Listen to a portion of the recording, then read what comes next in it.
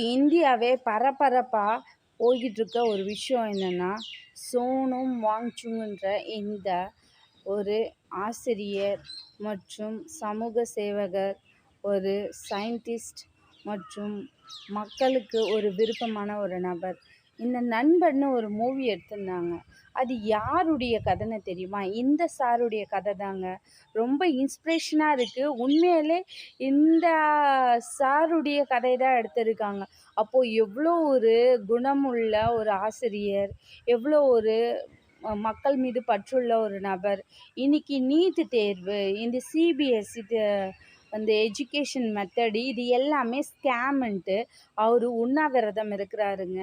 20 நாளாக சாப்பிடாம மனிதர் இவ்வளோ கஷ்டப்பட்டு மக்களுக்காக போராடுறாங்க. நீட்டுக்காக நாங்கள் குரல் கொடுக்குறோம், நீட்டுக்காக நாங்கள் குரல் கொடுக்குறோன்னு இங்கே தமிழ்நாட்டில் கூவிக்கிட்டு இருந்தவங்கெல்லாம் காணாமல் போயிட்டாங்க. இன்றைக்கி அந்த சாருக்கு சப்போர்ட் பண்ணாமல் இவங்கெல்லாம் என்ன பண்ணிக்கிட்டு இருக்காங்க சத்தியமாக தெரியலங்க.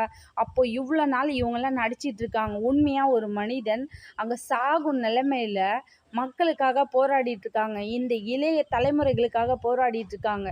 ஒவ்வொரு நீட்டு தேர்வு எக்ஸாம் டைம்லையும் ரீவேல்யூவேஷனுக்கு, ரீகரெக்ஷன்ஸ்க்கு அமௌண்ட் பேமெண்ட் எவ்வளோ கலெக்ட் பண்ணுறாங்கன்ட்டு அதை பற்றியும் நிறைய பிரச்சனைகள் இருந்தது. எதை பற்றியும் இந்த நாட்டில் யாருக்கும் கவலை கிடையாதுங்க.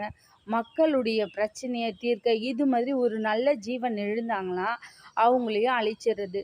இன்றைக்கும் பாருங்கள், இவர் இவ்வளோ போராடிக்கிட்டு இருக்காரு. ஆனால் இங்கே இருக்கக்கூடிய தலைவர்கள் யாருமே வாயை திறக்கலை. உங்களை நம்பி உங்கள் மக்கள் இருப்பது உங்களுக்கு ஞாபகம் இருக்கட்டும்.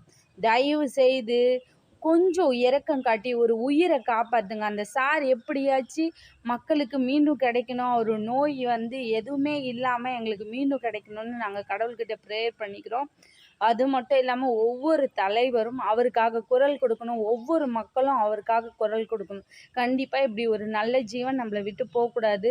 உடல்நிலை ரொம்ப மோசமாக இருக்குதுன்னு சொல்லும் போது மனசு ரொம்ப வேதனையாக இருக்குது.